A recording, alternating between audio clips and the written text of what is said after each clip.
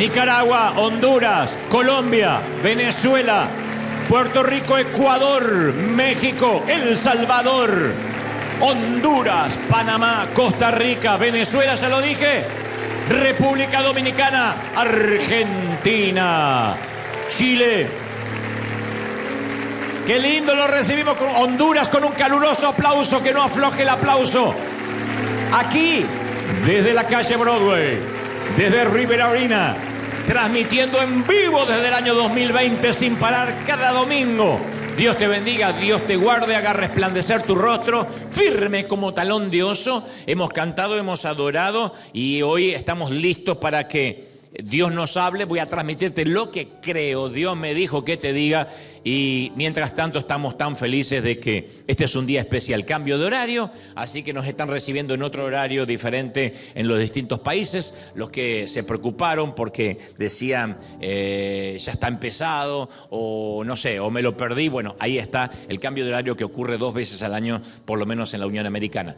Llegué ayer de viaje, ayer sábado, salimos el lunes y el sábado regresé de 3 países maravillosos que nos recibieron con los brazos abiertos. Uno es la querida gente de Honduras. Los hondureños, aquí les mandamos un saludo muy especial. Esta es una gira despedida que estamos haciendo, es el último año, son 4 años que estamos de tour, 4 años, una gira que pensamos que iba a durar 6 meses, 1 año, y duró 4 años. Esta es la despedida ya para no viajar más, Dios mediante, a menos que Dios tenga otra asignación, pero estuvimos en Honduras, de Honduras, que fue maravilloso, ahora vas a ver imágenes. Fuimos a Panamá y en Panamá también los panameños nos recibieron con cariño, con afecto. Había mucha gente del gobierno también, gente, yo no los conozco porque obviamente son oriundos de ese país, pero mucha gente que tiene que ver con el ámbito empresarial, artístico. Y al otro día nos fuimos a ver los ticos, a Costa Rica, o sea, también fue maravilloso. Hay costarricenses acá, lindo. Y nos recibieron muy bien, tanto Honduras como Panamá como Costa Rica, fue maravilloso. En 2 semanas, Dios mediante, vamos a estar con los Chapines en Guatemala, así que le mando un saludo enorme. En 2 semanas que vamos a tener dos fechas, 2 funciones, porque fue realmente maravilloso. Y también mando un saludo a Venezuela, que también ha ocurrido algo maravilloso. Hemos lanzado la primera fecha y en 15 minutos, para sorpresa de los productores locales, en 15 minutos no quedaba nada, ni un asiento. Entonces hicimos una segunda fecha, se vendió en 10 minutos. La gente estaba como poniendo el alarma, así que no sé, vamos a tener que seguir agregando toda la semana, pero pronto vamos a estar también en la querida Venezuela. Por ahora, Honduras, Panamá y Costa Rica. Esto pasaba esta semana y las imágenes valen más que 1000 palabras, es lo que están esperando también verse por ahí. Ahí va.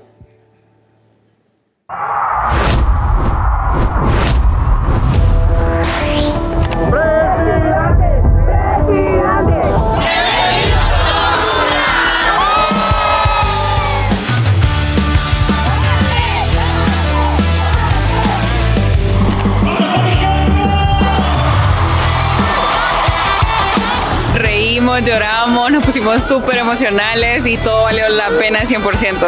Nos encantó es la experiencia más linda que he podido vivir. Esperé eso mucho tiempo y realmente superó todas mis expectativas. La mejor noche de mi vida. Sin duda alguna, una curita para el corazón.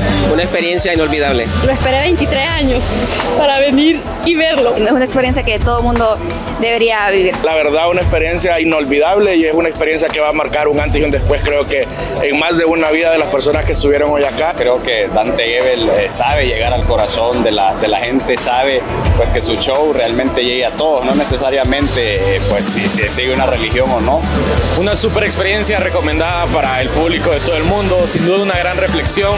He escuchado más de 320 mensajes tuyos. De verdad que nos marcó mucho el corazón y yo sí le doy mi voto a Dante para presidente.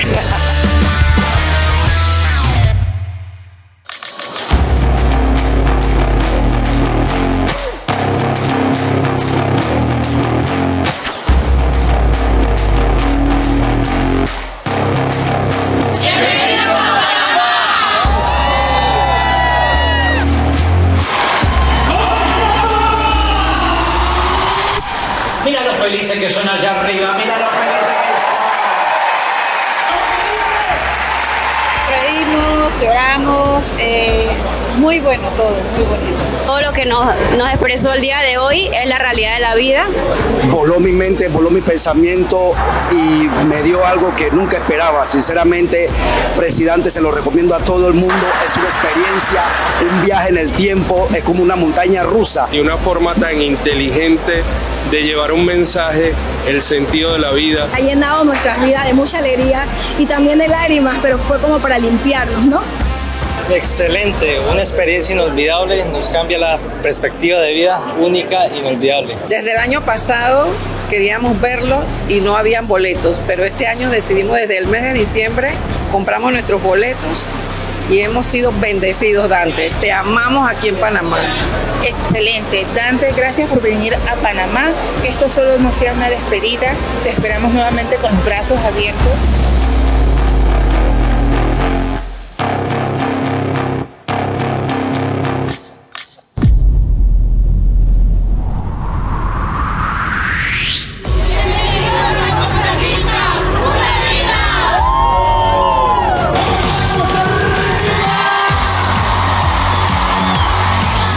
Muy linda, por supuesto nos llena mucho el corazón cada frase y cada palabra que mencionó. Me encantó un montón, hermanos. Estoy contenta, feliz, el corazón lleno, aprendí mucho, me confrontó mucho.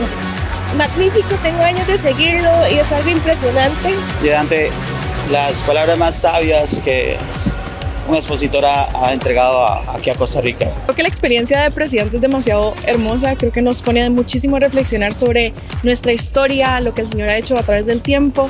Ay, es hermoso la experiencia, la verdad es que nos reímos, lloramos y fue hermoso. Gracias, Dante, gracias, te llevamos en el corazón, somos dos, te llevamos en un solo corazón. Todo lo que él desarrolla es algo hermoso, muy agradecida, Dante, gracias por venir a Costa Rica. Nos encantó, como todo, siempre nos edifica, nos encanta Dante. Me dio una nueva forma de ver la vida y lo empecé a escuchar por mi mamá y la verdad es que me gusta mucho. Presidente, pareció simplemente espectacular. Es una experiencia memorable e inolvidable, así que los invitamos a que no se pierdan Presidente.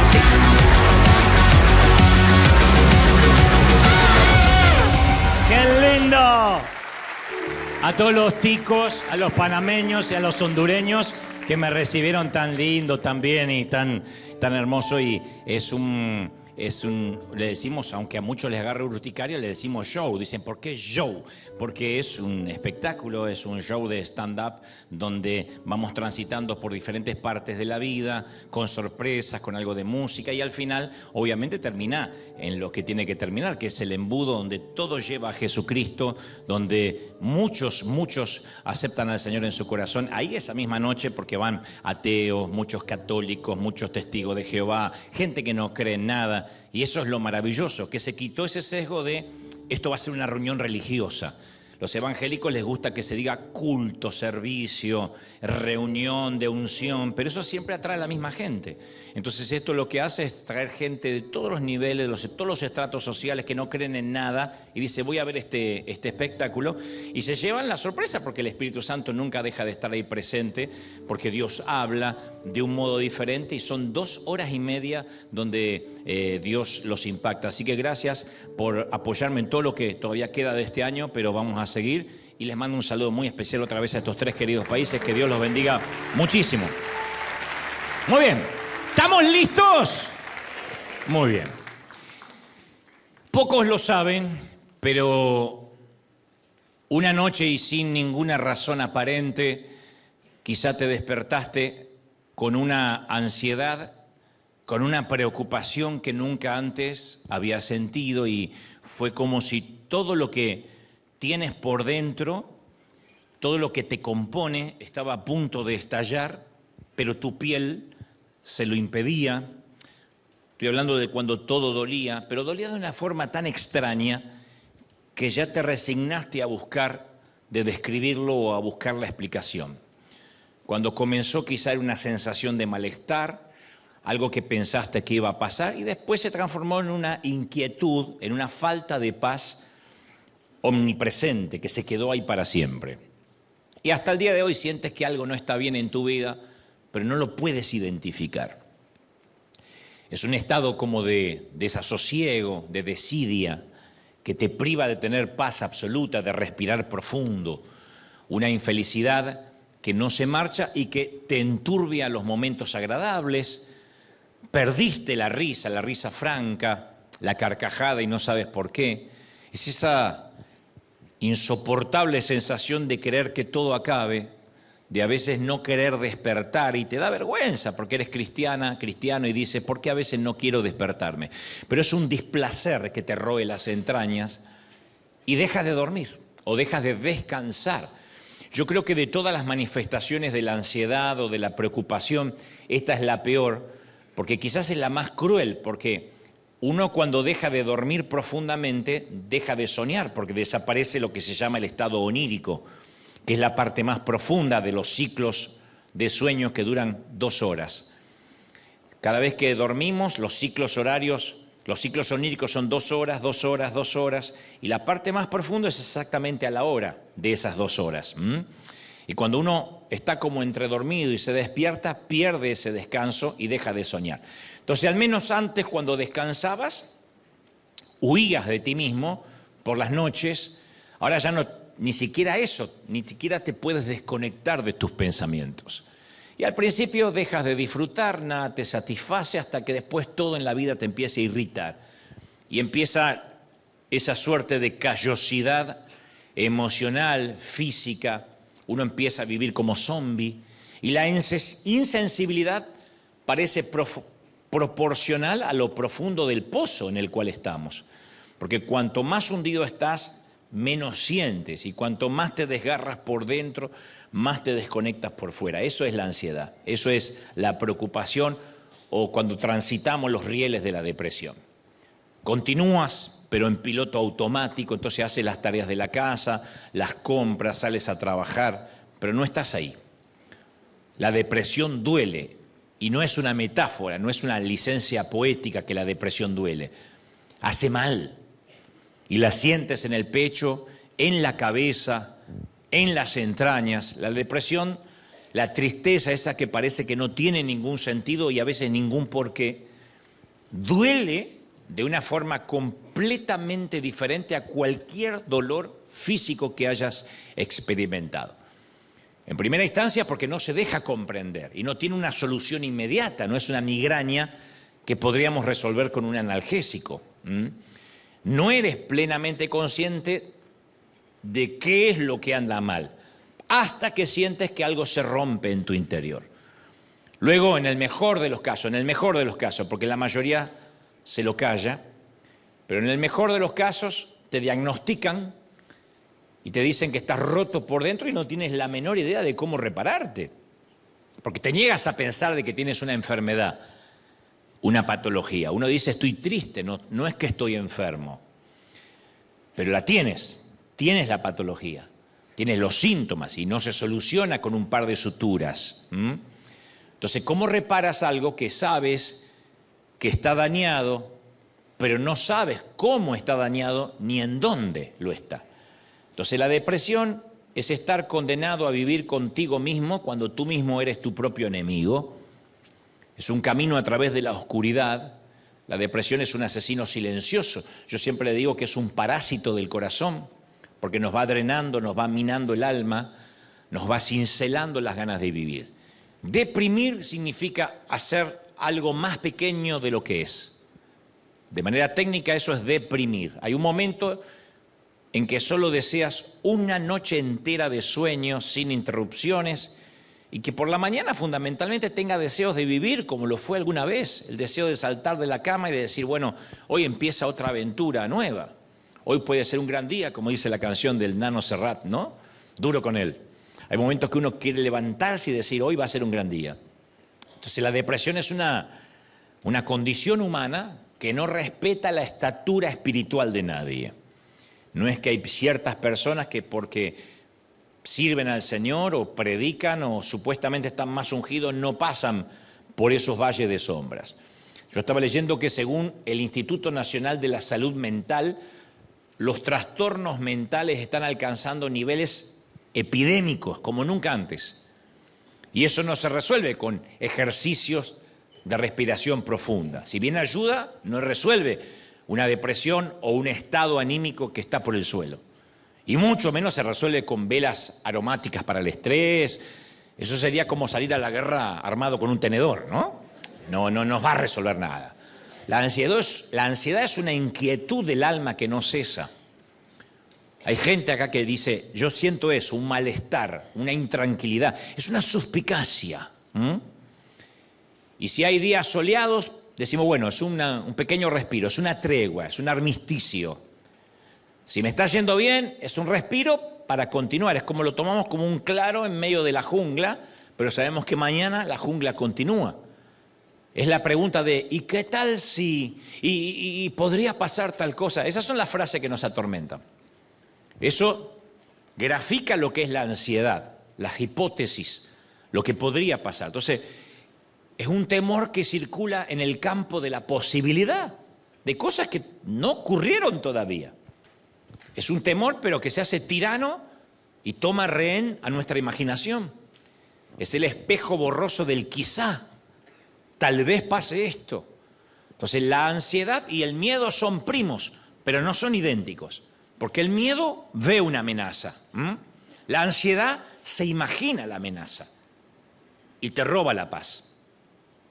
Diré esto otra vez, el miedo ve la amenaza, la identifica. La ansiedad se imagina que podría haber una amenaza y esos monstruos no invitados invaden nuestra mente hasta que toman el control y plantan bandera.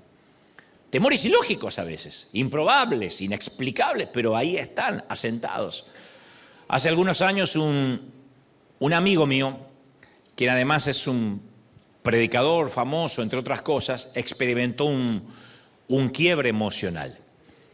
Coincidimos en un congreso y cuando fuimos a cenar, luego de que terminó la reunión, comenzó a hablarme con honestidad de sus problemas personales y de lo que luego él describiría como un colapso emocional. Él dijo, toqué fondo y también dijo algo como, estoy en off, literalmente me quedé sin baterías, estoy sin carga, siento como que no tengo fuerza para continuar. Yo sé que hablar de estos temas no es fácil para nadie, porque sobre todo si uno está constantemente bajo el escrutinio público, porque la gente que empieza a transitar la tristeza y nadie lo conoce demasiado, o nadie la conoce demasiado, no tiene que dar explicaciones y mucho menos tiene que fingir. Así que yo pude percibir lo incómodo que era para él estar en un puesto de liderazgo tan exigente, tan expuesto, y necesitar ayuda con sus propios conflictos internos. Y celebré que me abriera el corazón, aunque no en su totalidad, pero me dijo, estoy colapsado. Nadie se dio cuenta esa noche de lo que estaba pasando, a menos que él me lo hubiese contado, yo tampoco lo hubiese percibido. Porque él continuaba realizando sus tareas como siempre había hecho, seguía recibiendo invitaciones de todo el mundo y por fuera todo parecía excelente, bien encaminado, enfocado. Por dentro el hombre estaba aterrorizado, no podía entender la sensación de pánico, no querer quedarse solo en la habitación del hotel, una tristeza irracional que lo agobiaba. Decía, nosotros somos privilegiados porque podemos hablarle a la gente, Dios nos prestó los oídos del gentío y sin embargo no tenemos derecho, no tengo derecho a sentirme como me siento. Él padecía de una ansiedad crónica, intentaba no ahogarse en esa depresión y estaba a punto de llegar al agotamiento extremo de largarlo todo. Ya se había tomado varios sabáticos en el afán de recargar las baterías, pero decía, no puedo más. Insisto, por fuera parecía estar todo bien, pero por dentro era demasiado y él no estaba seguro si iba a poder seguir adelante. Y me dijo que muchas mañanas no quería levantarse de la cama. La frase que usó es, hay días que no quiero salir debajo de la manta, no quiero. Y que tomaba pastillas para dormir durante 15 horas seguidas para tratar de entumecer la mente y no tener que pensar. Me dio mucha pena, me dio mucho dolor, porque uno no sabe qué decir. Pero después empecé un poco a hurgar, a investigar y me di cuenta que la situación de mi amigo no es única. La estadística dice que el 21% de los adultos, es muchísimo, 21% de los adultos padecen algún tipo de desorden mental. Cuando yo digo desorden mental no es de estar loco, ni mucho menos estar endemoniado. El desorden mental es eso, un desorden. Cambian las prioridades. Los especialistas no van a tolerar que yo diga esto, pero en palabras simples, mi mamá lo explicaría así. Es como sacudir la cabeza y se mezclan los condimentos, ¿no? Se mezclan las sales. Ansiedad, depresión, trauma, como hablamos el domingo pasado, trastornos bipolares, ciclotimia. Entonces la depresión incluye todo eso a veces en ese orden y es un trastorno complejo que es causado por desequilibrios neuroquímicos, factores genéticos a veces, cambios estructurales en el cerebro. Produce cambios neuroquímicos que transmiten señales de ánimo y motivación y ya dejan de transmitir, como la serotonina, como la dopamina. Incluye alteraciones en el cortisol, que es la hormona del estrés, inflamación cerebral, cambios físicos en las estructuras como el hipocampo, la corteza prefrontal. Entonces uno empieza a tener todo un desorden orgánico, neuroquímico. Torpemente yo era de los que creía que este tipo de patología solo afectaba a quienes no eran muy espirituales, a cristianos que no eran reales. Uno decía, bueno, es que no está convertido de verdad, si no, no podría estar pasando eso. Y cuando este amigo, que me consta que Dios usa y sigue usando de manera magnífica, me relataba su lucha interior, me di cuenta que su colapso emocional no era una señal de fracaso espiritual necesariamente, sino la confirmación de que es un ser humano imperfecto, que los problemas de salud mental no tienen que ver con una debilidad espiritual.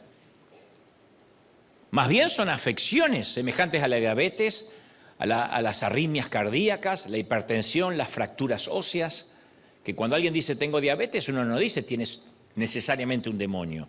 O cuando uno dice me fracturé el fémur, uno no dice es un espíritu. Pero cuando alguien dice tengo un desorden mental, inmediatamente pensamos que eso es un terreno espiritual. Y no, también es un terreno clínico, porque no existe una vacuna psicológica y espiritual que evite que mi amigo o cualquier otra persona pueda sufrir algún tipo de desorden mental, y ya sea transitorio o crónico, que se sostiene a través del tiempo, pero nadie es inmune a que esto suceda. Hay un psicólogo llamado Robert Leahy que señaló que el niño promedio de hoy, nuestros hijos, tienen el mismo nivel de ansiedad que un paciente psiquiátrico promedio de los años 50.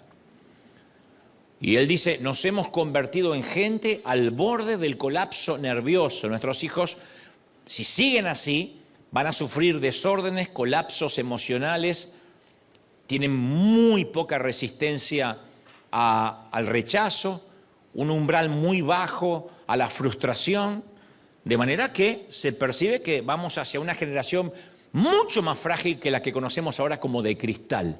Ofendidizos, al primer golpe quieren perder la vida. Eso es porque están, insisto, al nivel de un enfermo psiquiátrico de nuestros abuelos o bisabuelos. Y hay muchos cristianos que consideran los problemas de salud mental como un estigma y tienen miedo que si sus dificultades se llegan a conocer, los demás los van a ver como personas emocionalmente frágiles o, lo que es peor, débiles en la fe. Entonces muchos consideran que no deberíamos tener problemas emocionales porque estamos llenos del Espíritu Santo. Si el Espíritu Santo nos llena, ¿cómo vamos a tener un desorden mental? Entonces hay algunas iglesias, creo que una gran mayoría, que hasta afirman, sostienen que hay algún tipo de pecado que debemos confesar y que cuando lo hagamos dejaremos de sentirnos ansiosos, deprimidos, abrumados o agotados. Y como digo siempre, a lo que nos sucede a veces nos agregan la cuota helada de la culpa. Empezar a buscar qué pecado no confesé. Y esto hace a menudo que quienes padecen estos síntomas se sientan aislados, avergonzados, sin apoyo, porque no es un tema que se predica mucho tampoco. En todo caso, dice el que tiene algún tema de tristeza, pase al altar que vamos a orar, como si fuera ósmosis, magia, y eso no ocurre. Pero insisto, enfrentar problemas de desórdenes mentales, de salud mental, no significa que no tengamos suficiente fe ni que nuestra fe esté dañada, solo significa de que somos humanos. Somos humanos. Y en cualquier caso, nuestros temas de salud mental se agravan porque con demasiada frecuencia es algo de lo cual no hablamos. Primero porque no sabemos expresarlo, no podemos articular. Si decimos estoy triste, nos empiezan a decir, ¿y triste por qué? Si tienes hijos, si tienes un marido, por eso. Pero si tienes esposa, pero ¿qué te falta? Te vi con un auto nuevo, triste, ¿no? ¿Cómo te vas a quejar? Pero no tiene que ver con lo que uno tenga material, afectivo. Pero triste porque si sirves al Señor, tampoco tiene que ver con eso. No hay una explicación para ese parásito que se nos mete en la mente. Y afortunadamente esto de no hablar, esta reticencia, está empezando a cambiar en las congregaciones, pero durante mucho tiempo lo hemos mantenido en secreto como si fuera algo vergonzoso que debiéramos ocultar.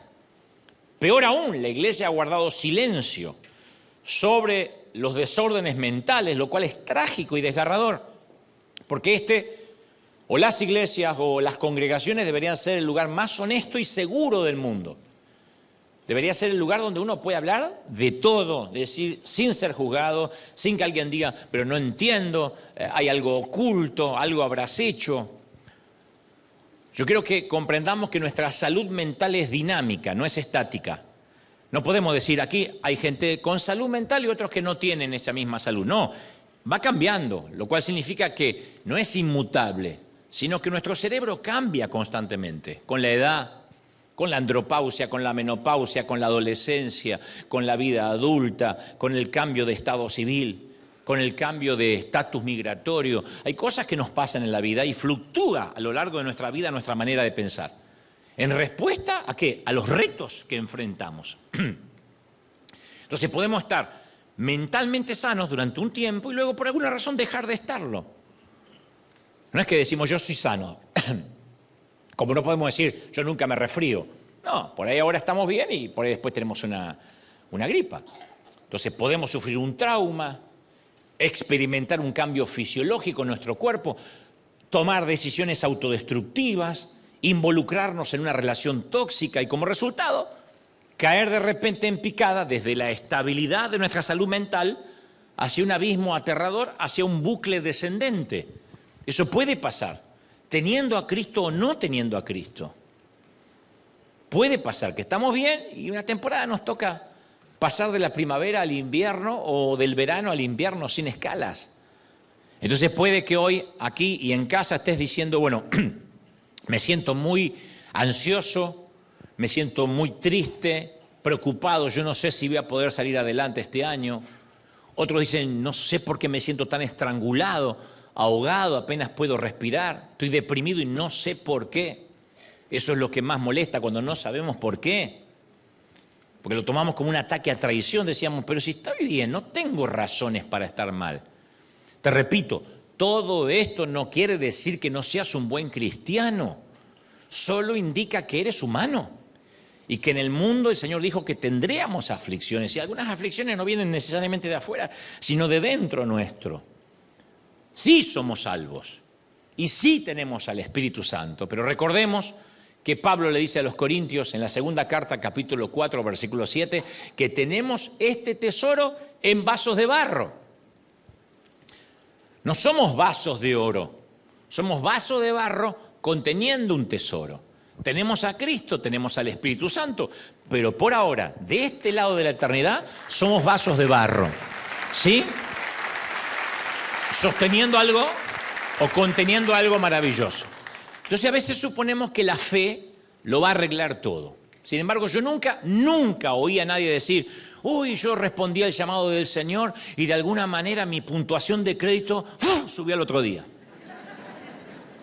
¿Qué tiene que ver tener al Espíritu Santo con tener un mal crédito o un buen crédito? Eso va a depender de otros factores, no de la fe.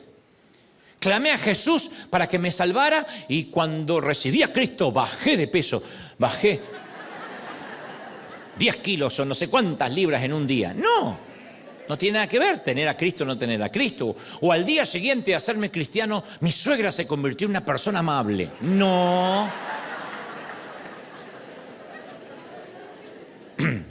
El domingo me bauticé, fui al médico el lunes y me dijo, ¿usted se hizo cristiano hace poco, el doctor? ¿Por qué? Porque no hay más colesterol.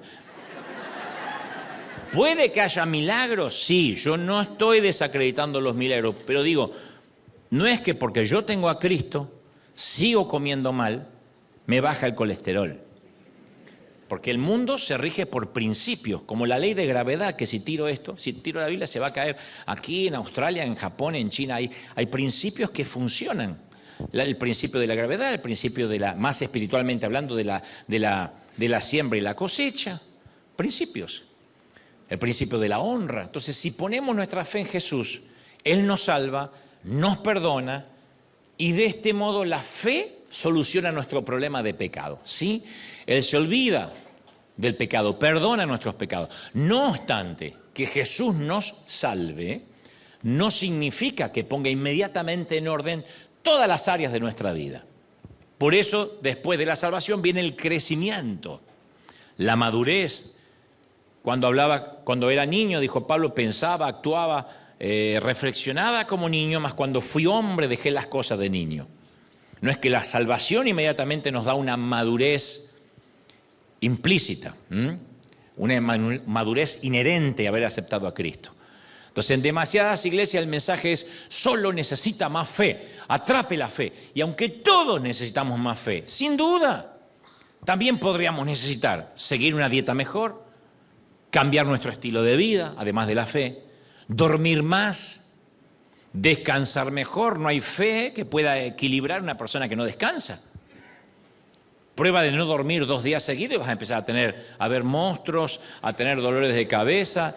Y dice, pero si tengo fe, pero estás rompiendo un principio, el principio del descanso. Necesitamos fe, sí, pero también vamos a necesitar acudir al médico para tratar ciertos desajustes hormonales. Encontrar mejores amigos, evitar los tóxicos, eso no tiene que ver con la fe.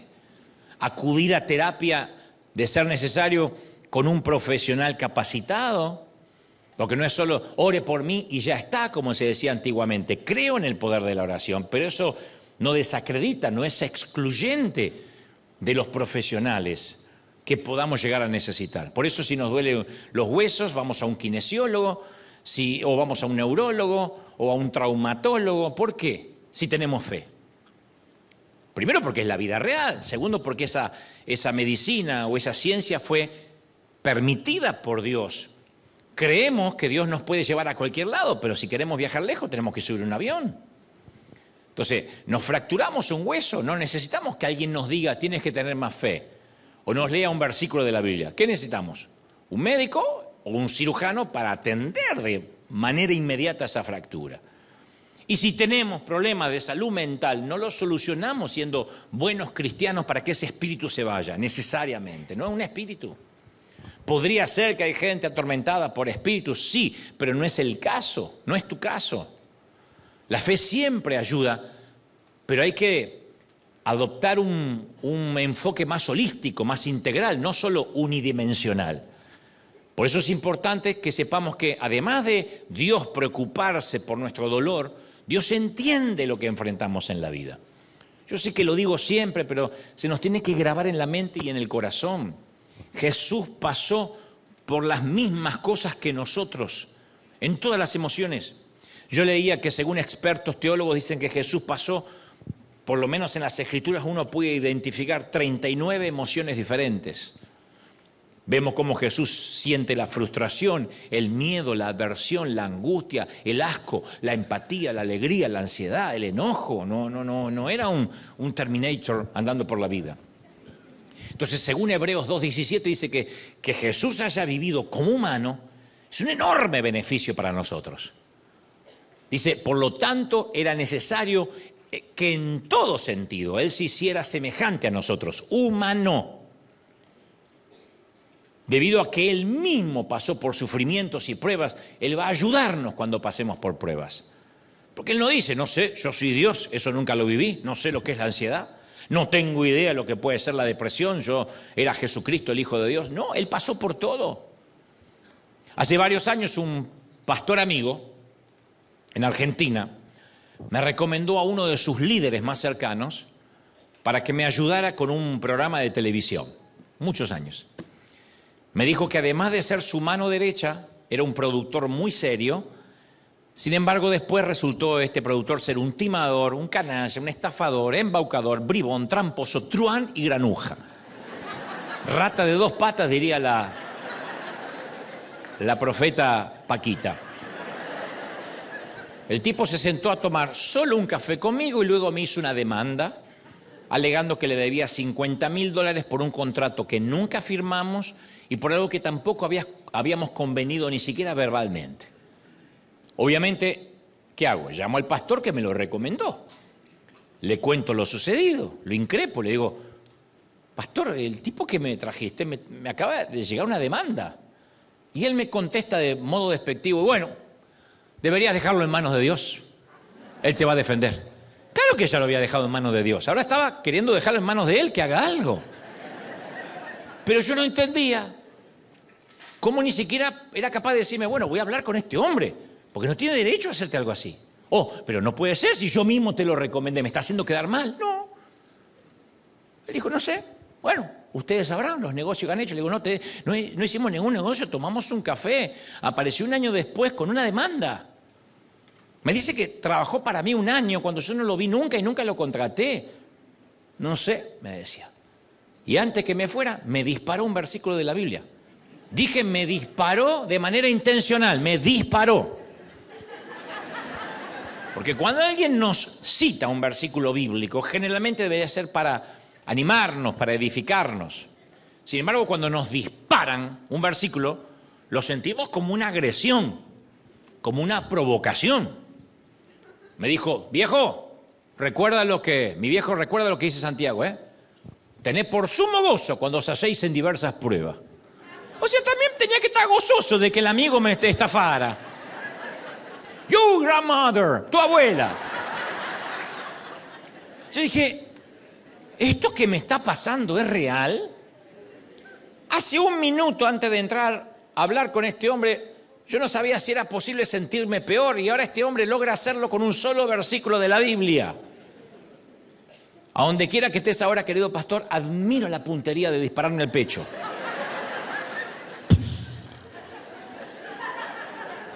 Así. Ahora, yo reconozco que el colapso mental y la ansiedad son fenómenos complejos, porque yo me acuerdo que a partir de esa demanda pasaron 8 años donde yo ya no podía respirar tranquilo. Ya sé, era una demanda legal, hoy me río de eso, ni siquiera una demanda criminal, no era ni siquiera, era en el ámbito civil, ¿no?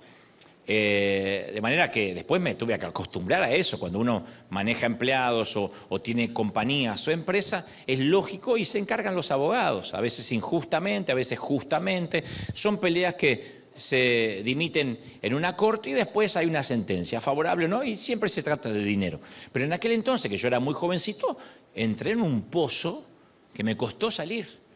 Ahora, no soy experto en esto y sé que además no todos emocionalmente ocupamos el mismo lugar en el espectro de estos desórdenes mentales.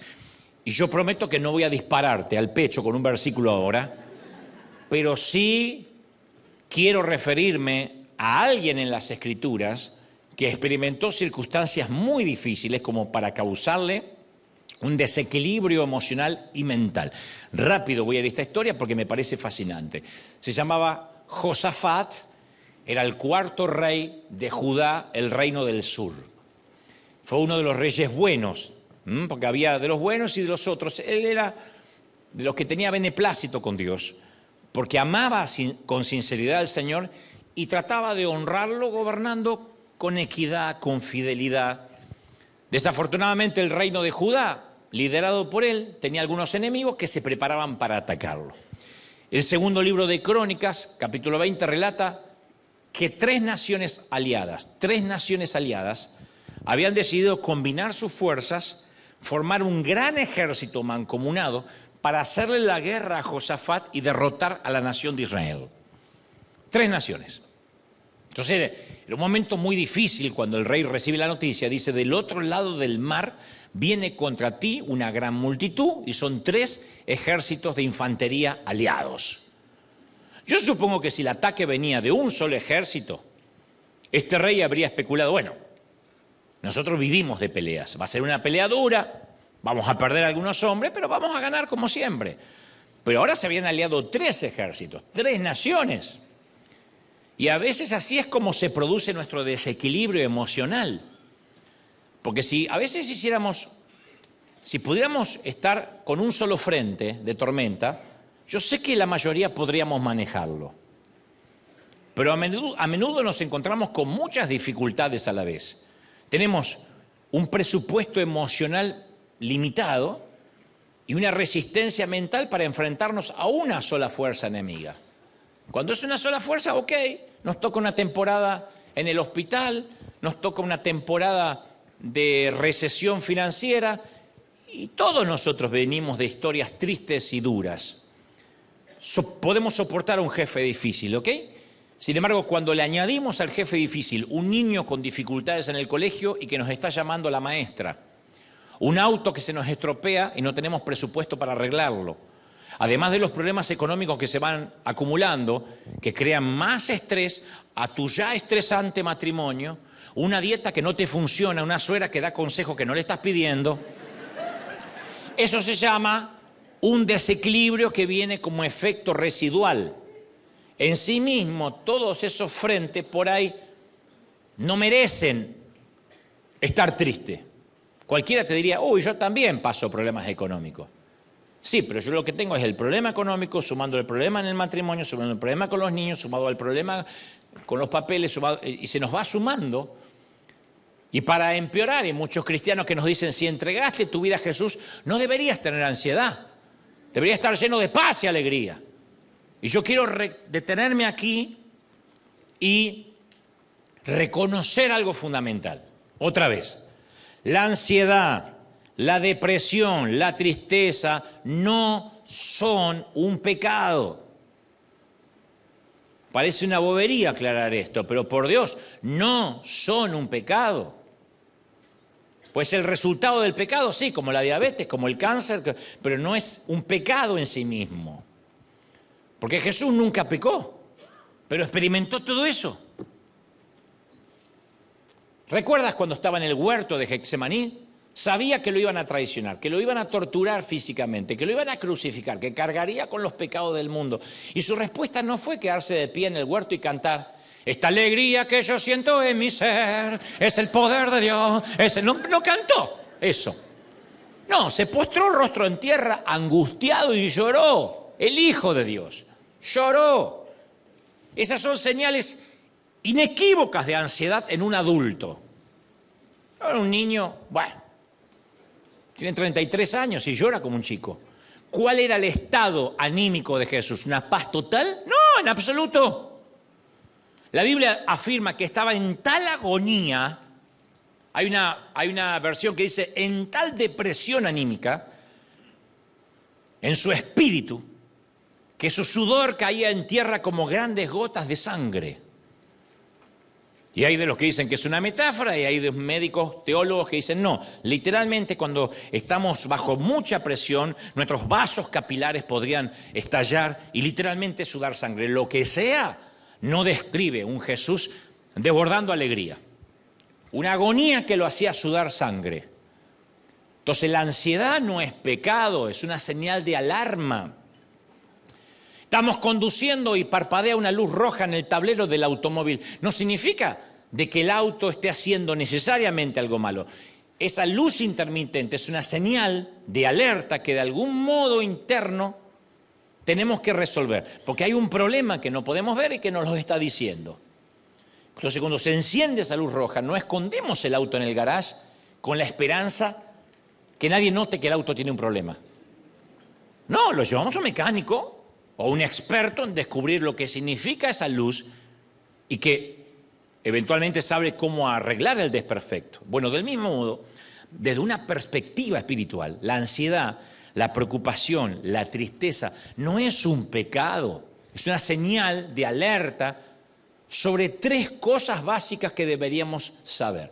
Acá donde yo me cuido de no estar disparándote un versículo, pero yo lo pasé Lo atravesé varias veces y no dudo que tenga que volver a atravesar esos valles de tristeza. Y hay 3 cosas básicas que uno puede hacer, que las hizo Josafat y que son sanadoras, extraordinariamente efectivas. Porque yo no te diría algo que no podrías dilucidar o aplicar. Esto es muy aplicable, muy utilitario, muy práctico.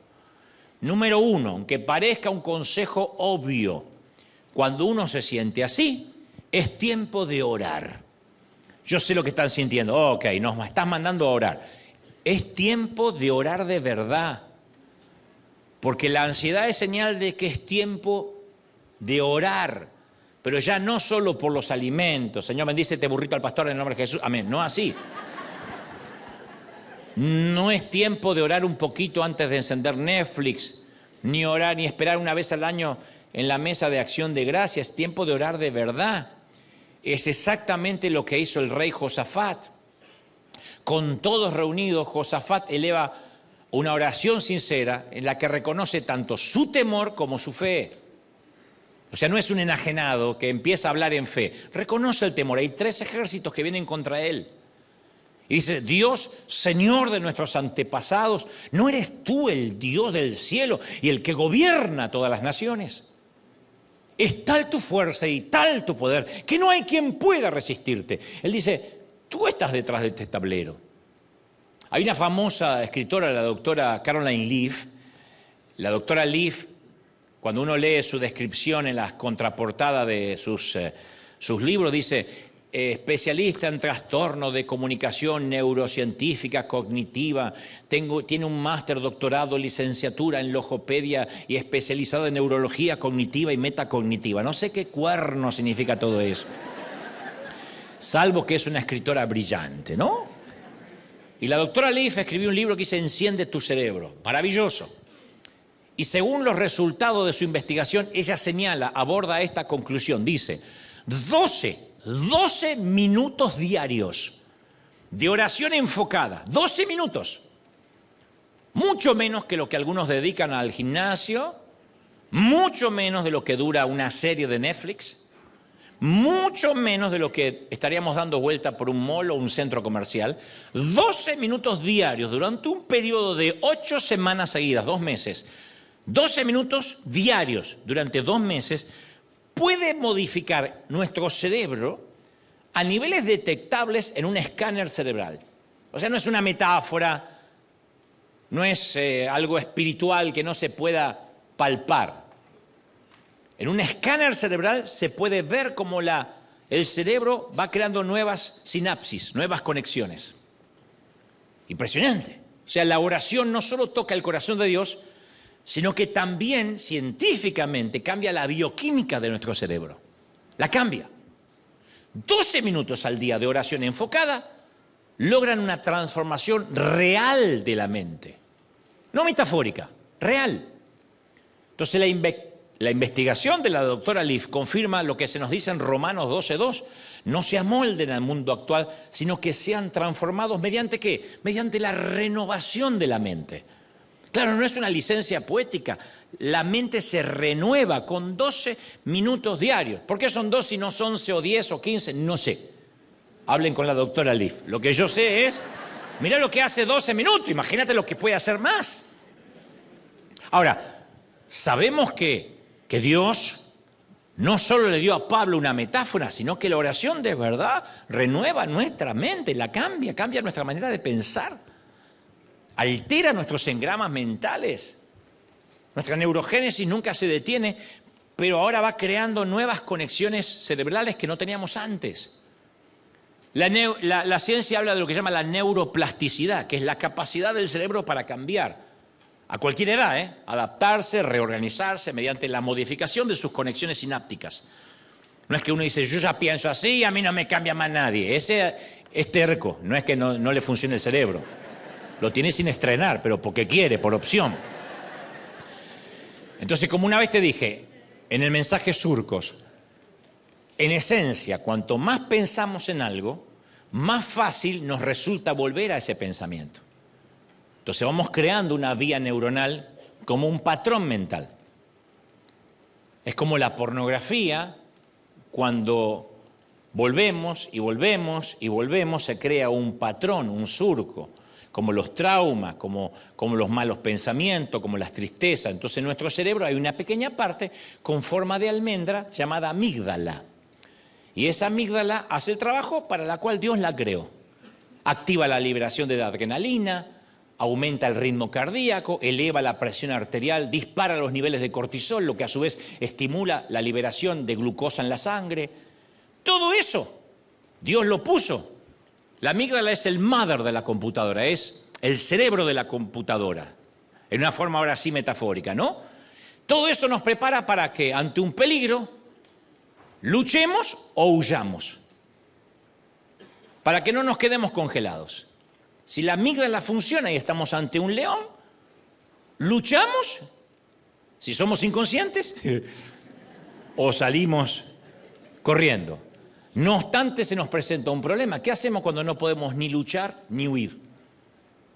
Si la situación es tensa con nuestro jefe, pero necesitamos el trabajo, el cónyuge, el hijo adolescente, no vamos a darle un puñetazo ni tampoco escapar.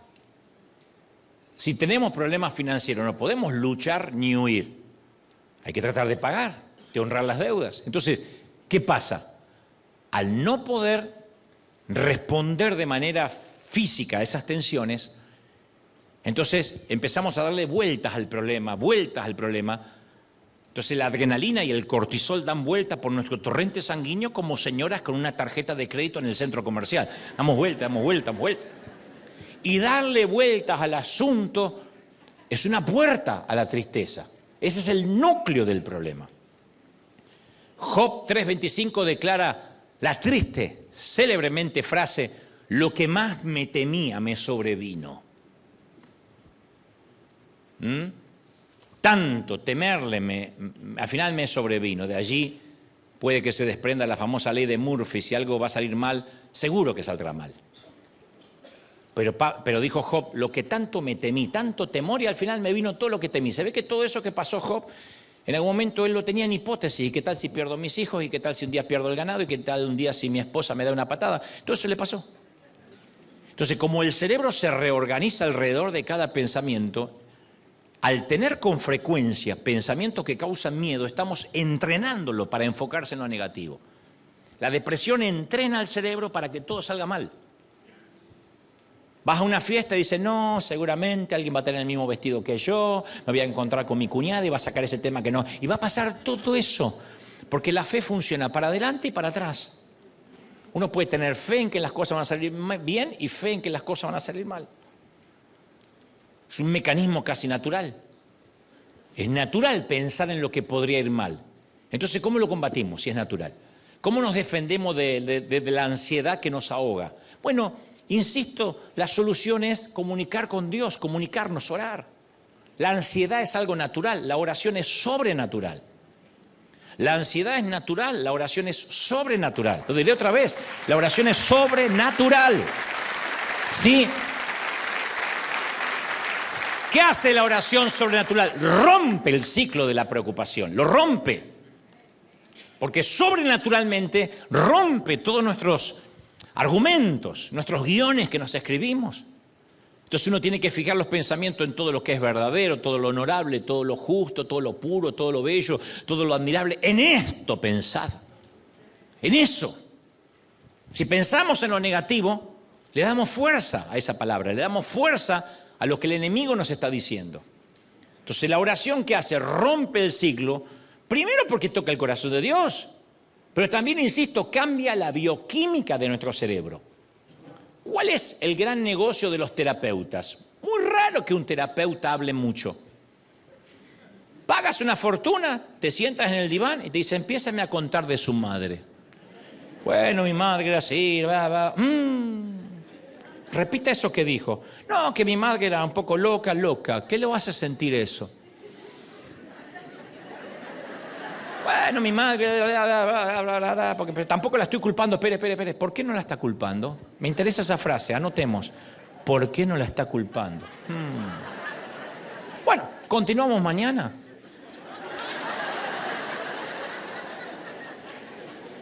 Ahora, no estoy desacreditando el trabajo de los terapeutas, lo que digo es que la mayoría de las soluciones la encontramos hablando, articulando. Cuando ponemos lo que pasa en el cerebro en palabras, a veces nos damos cuenta que no es tan grande lo que veíamos, el monstruo que imaginamos, o nos damos cuenta que sí es grande. De repente nos damos cuenta, ¡guau, caramba, esto fue un abuso! Cuando lo ponemos cuando está en la mente podemos decir, eso no pasó, no me acuerdo, no quiero pensar. Cuando lo ponemos en palabras decimos, ¡guau, caramba, fue un abuso! O no lo fue. Articular. Y estoy hablando con un terapeuta. Imagínate lo que pasa cuando uno habla con Dios, que además tiene la guía del Espíritu Santo que nos enseña cómo orar. Y nos dice, vamos a hablar de esto. Y nos empieza a dar respuesta. Y en nuestras propias palabras empezamos a ver cuánto sí tenemos. Tenemos más para agradecer que lo que nos está faltando, por lo cual nos quejamos. Entonces, el orar, a priori, hace que articulemos lo que nos está pasando y que hablemos con Dios. No con un terapeuta que no nos va a dar el alta nunca. Dios quiere darnos el alta, Dios quiere que pasemos a nuevas batallas y que ésta se termine, ¿sí? Y darnos victoria. Así que consideremos la ansiedad, la tristeza y la depresión como señales de que es momento de orar, pero de verdad. Ahora, yo te entiendo, y bueno, ¿cómo orar cuando mi corazón se acelera? Cuando estoy triste, ¿cómo hacerlo cuando nuestros problemas parecen más grandes que nuestra fe? Bueno, tenemos que orar con la mayor sinceridad posible. En esto ser específicos, pragmáticos. Si puedes, evita Padre Celestial, Dios de amor y misericordia, vengo a tu presencia. No, pragmáticos. Porque nosotros no vamos al médico, decimos, médico querido, traumatólogo que he visto su... A veces creemos que hay una forma de entrar y que si no lo alabamos a Dios, no podemos hablar con Él. Ese no es el password. El password es ser pragmático. Dios no desoirá un corazón contrito y humillado. A veces lo único que podemos decir es, sé propicio de mi pecador. Pragmático. Cuando uno se está ahogando, uno no empieza a explicar la teoría del ahogado. Uno empieza a gritar, auxilio. Decirle a Dios exactamente cómo nos sentimos. Señor, estoy triste. Me da mucha vergüenza ser mamá y no encontrarle el sabor de tener hijos. No lo quiero decir porque me van a juzgar. Yo amo a mis hijos, pero perdí el gozo. David no tuvo ningún problema en decir que había perdido el gozo de la salvación. No lo quites. A veces uno dice, me da vergüenza decirlo, Señor, pero perdí el gozo de servirte, perdí el gozo de ir los domingos. No es que Dios te va a juzgar, si ya lo sabe. Ya te ve venir sin gozo. Lo que está queriendo es que le diga, Señor, yo necesito ayuda. A mí me gusta mucho la oración de Josafat porque dice, nosotros solos no vamos a poder oponernos a esta gran multitud que viene a atacarnos. No empieza a proclamar ridiculeces, no empieza a decretar que Él es más grande porque tiene a Dios, que todo eso sí es correcto escrituralmente, pero Él dice, no vamos a poder. Y muchas veces nos sentimos así. Y pensamos, es demasiado, no puedo con todo, no puedo enfrentar todo, no tengo lo que hace falta. No sé si lo voy a lograr. Siento que no puedo. Y a mí me molesta mucho cuando alguien me dice, ¿cómo que no puede? No invalides mis sentimientos. Está bien, tal vez no tengo derecho a sentir que no puedo, porque tengo a Dios, pero eso no quita que sienta que no puedo. ¿Por qué alguien va a invalidar lo que sientes? Si eso es lo que sientes. Entonces, esta es la situación en la que se encontraba Josafat. Por eso le dice a Dios con total honestidad, no sabemos qué hacer. Y a veces es lo que Dios está queriendo que digamos. Porque a veces parece que tenemos una sociedad con Dios que hay que darle ideas. Señor, ¿qué te parece? He confiado de que tú vas a traer un millonario a pagarme la deuda. No, Él no dice, vos hoy no lo había pensado. No, como estoy tan metido con los líos de Trump, no estaba en lo tuyo. Que decirle, no sé, no tengo idea. Entonces Josafat encuentra la fe suficiente y ora a Dios, dice, pero en ti hemos puesto nuestra esperanza. Es lo que termina diciendo, Señor, yo pongo tu esperanza en ti. ¿Cómo lo vas a hacer? No tengo la menor idea. Entonces, esta es nuestra oración cuando uno no sabe qué hacer. No sé qué hacer. No hay que confesar, no hay que declarar en fe, hay que decir, no sé qué hacer. ¿Y quién En estado de tristeza no puede llenar 12 minutos diarios diciendo no sé qué hacer, estoy triste, aunque sean todas lamentaciones. Hay un libro entero que se llama Las lamentaciones del profeta llorón, Jeremías. Le decían el profeta llorón. En 1 de Pedro 5:7 se nos dice, depositen en él toda ansiedad, porque él cuida de ustedes, toda la ansiedad. Un abogado se ofende si lo quieres ayudar a cómo tiene que defenderte el caso. Dice, ¿soy yo el abogado o es usted? Un médico se ofende si te quieres autodiagnosticar delante de él. Y Dios también se ofende cuando le queremos dar ideas. Señor, no sé qué hacer. Entonces orar de verdad y decirle no sé qué hacer, estoy triste. Y seguir y seguir y seguir con lo mismo hasta que eso empiece a desaparecer, a menguar. Número 2, aprender a hacer una pausa. Parece otro consejo casi infantil, obvio. En cualquier test de personalidad para la evaluación de fortalezas personales, yo debo ser pragmático y activista, siempre. La gente que es como yo vivimos bajo el axioma, y no te quedes ahí parado, hagamos algo, lo que sea, pero hagamos. Somos más pésimos escuchadores y más realizadores, queremos resolver. Es una inclinación natural de los que son como yo de hacer. Y aunque a veces parece un rasgo admirable, también puede ser un gran problema, porque yo he aprendido que no siempre es el mejor plan hacer, sino ser. Porque después de orar, y sobre todo cuando nos enfrentamos al monstruo de la tristeza o de la ansiedad, siempre es necesario la pausa mental.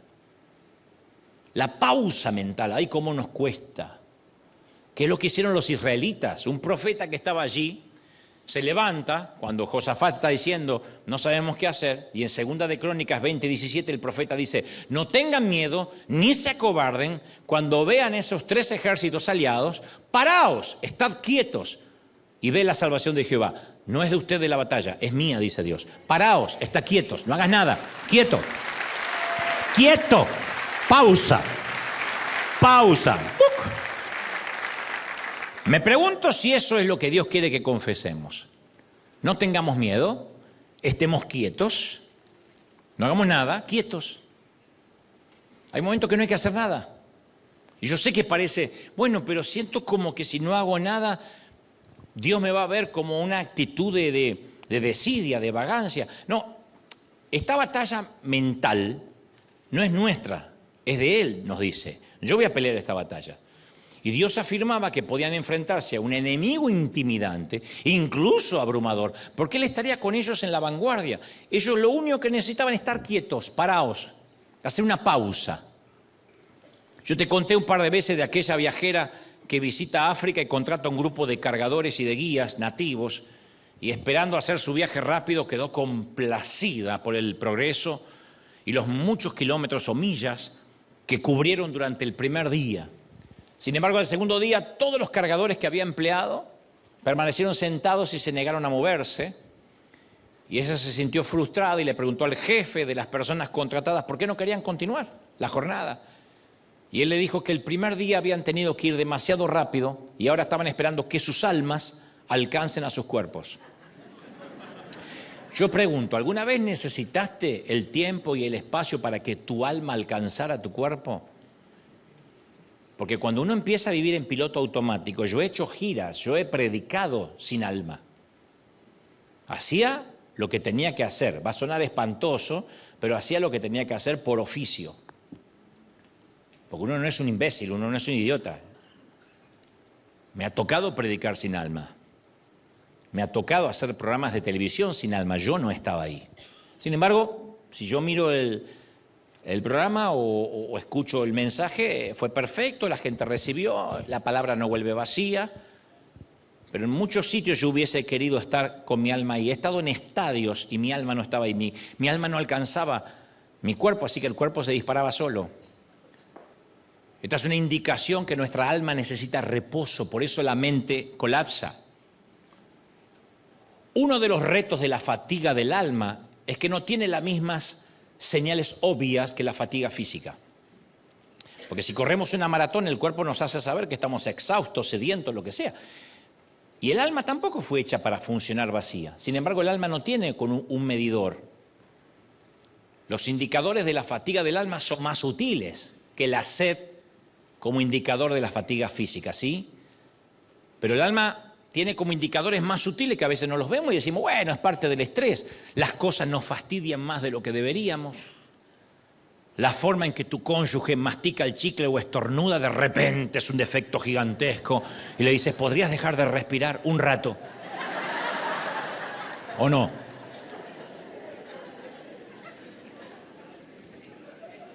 Tu hijo no lo soportas. Y dice, pero es mi hijo, pero hay momentos que dicen, ¡ay, no lo tolero! Te resulta difícil tomar una decisión, incluso si es algo sencillo. Te resulta más difícil resistir los impulsos a comer, a beber, a gastar en cosas que no necesitas. Eres un adicto en potencia. Como dijo alguien, la fatiga nos hace cobarde a todos. Es una cita muy común que se le atribuyó al general Patton y también a Sheffield. Sea quien sea que lo haya dicho, la fatiga nos hace cobarde a todos. Y aquello que haríamos fácil en un momento de lucidez mental, lo hacemos difícil, lo complicamos, hablamos lo que no tenemos que hablar, hacemos una de más, nos metemos en líos, vamos a sitios donde nunca habríamos ido si estuviésemos descansados mentalmente, hacemos llamadas que no debimos hacer, enviamos textos o contestamos mensajes que no deberíamos haber contestado nunca. ¿Por qué? Porque estábamos cansados, agotados. Y el alma agotada es una mala consejera para la vida, nos mete en unos líos terribles. El alma agotada hace que gritemos, que estallemos en una cena familiar, saquemos un tema que no pensábamos sacar, contestemos desproporcionadamente. Por eso hacer una pausa cuando hay un desorden mental es tan liberador. Decir, bueno, tengo que hacer una pausa. Hacer una pausa no es dejar de trabajar, es esperar que el alma llegue al cuerpo. Decir, me niego a continuar sin favor de Dios, me niego a continuar haciendo esto sin la gracia divina. Nosotros no vamos a tomar mal si algunos de nuestros servidores nos dicen, necesito una pausa. No que vengan con la mentira, necesito una pausa para después irse a otra iglesia. Si se quiere a otra iglesia, dime, quiero ir a otra iglesia. Lo que estoy diciendo es, necesito una pausa. Yo estoy en piloto automático, me empieza a molestar la gente en la entrada, ya no tolero a la gente y nosotros nos dedicamos a amar gente. Pero la mente se cansa, entonces a veces necesitamos una pausa además de orar. Tercero, aprendamos a agradecer y alabar. Todos son consejos obvios, pero Josafat oró, luego el pueblo hizo una pausa y entonces les transmitió un mensaje. No se preocupen, la batalla es mía, dijo Dios. Era tranquilizador, claro, desde luego, pero venían 3 ejércitos a aniquilarlos. Entonces, ¿qué? Bueno, fíjate a quiénes enviaron al frente del ejército.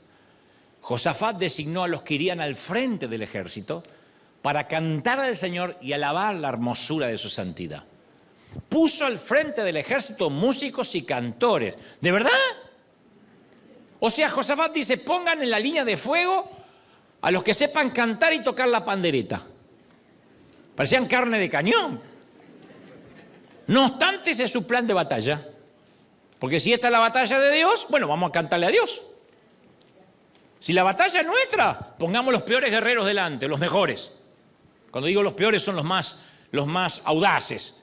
Pero si la batalla es de Dios, vamos a cantarle a Él. Significa que Dios va adelante. ¿Y qué mejor? Darle una banda sonora. ¿Cuál es el resultado de esta cuestionable estrategia? Bueno, el ejército marcha y adelante cantando. No sé qué cantaban, pero cantaban. Tal vez, soberano Dios, Dios omnipotente, Rey de reyes, Rey de reyes, Rey de reyes. A ti sea el honor, el imperio, dice. Y la alabanza, la alabanza, la alabanza, la alabanza. Los cánticos resuenan en todo el valle. Y los ejércitos enemigos que se preparan para atacar escuchan la banda sonora que viene hacia ellos y no vas a creer lo que va a suceder. La Biblia narra, tan pronto como empezaron a entonar el cántico de alabanza, el Señor puso emboscadas contra los amonitas y los moabitas que habían venido contra Judá y los derrotó. De hecho, entre ellos se atacaron y se mataron unos a otros. Los 3 ejércitos, es una cosa de locos. Comienza la canción y algo sucede con los 3 ejércitos que, recordemos, no eran aliados normalmente. cuando oyen la canción, por alguna razón se vuelven unos contra otros, se matan entre ellos.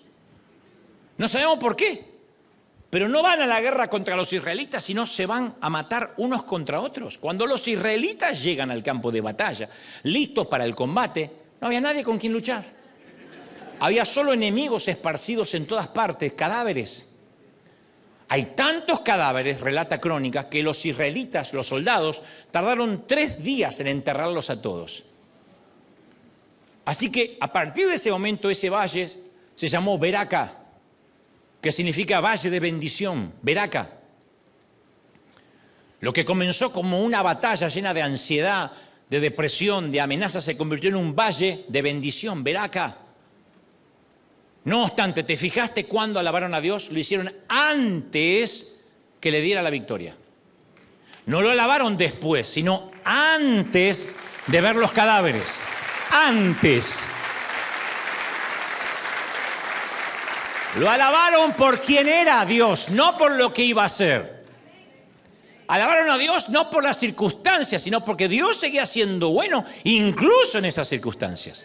Lo alabaron antes de la provisión. Lo alabaron antes de la provisión. Hubiera sido fácil alabar a Dios después de encontrar aquellos cadáveres. ¿Qué? ¿Están todos muertos? Ganamos y no tuvimos ni que luchar. Alabado sea Dios, ¿por qué no cantamos? Eso hacemos nosotros. Si Dios te salvó, si Dios te libró, alábale. ¿Y por qué no alabarle todavía cuando no te libró? Sabiendo que te va a librar, sabiendo que lo va a hacer. Dios es el mismo ayer, hoy, por los siglos, ¿o no? Del mismo modo sería fácil para nosotros alabar a Dios después que responda a nuestras oraciones, después que haga el milagro, después que sane nuestra tristeza. No obstante, ellos lo alabaron, insisto, antes de la provisión, antes. Colocaron a los cantores al frente y alabaron antes de que proveyera, antes de que hiciera algo digno de alabanza. Porque incluso en la oscuridad Dios siempre merece alabanza.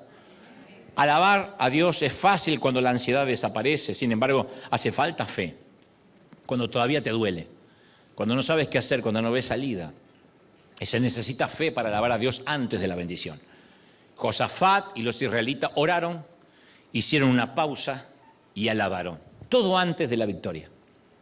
Oraron, hicieron una pausa y alabaron. Ganaron la batalla porque confiaron en Dios y entonces, dice la Biblia, al oír las naciones de toda la tierra como Dios había peleado contra los enemigos de Israel, se apoderó temor en todas las naciones y el reinado de Josafat disfrutó tranquilidad y le dio paz en todas partes. Ahí está, vino la paz, vino la tranquilidad. El Señor peleó la batalla, le dio paz y descanso. Por eso digo que es la mejor historia para cualquier desorden mental. Paz y tranquilidad. ¿No era lo que buscamos? ¿Qué hizo Josafat? Lo que podía hacer, orar, hacer una pausa y alabar. Oro, pongo la esperanza en Él. Hago una pausa para no hacer nada que meta la pata y que arruine lo que Dios quiere hacer. Y alabo porque estoy confiado en que Él va al frente, así que voy a cantarle por la victoria que va a venir. 3 pasos formidables. Entonces, en resumen, cuando nadie ni nada nos llena el tanque emocional y colapsamos, lo diré otra vez, tiempo de orar, tiempo de hacer una pausa, tiempo de alabar.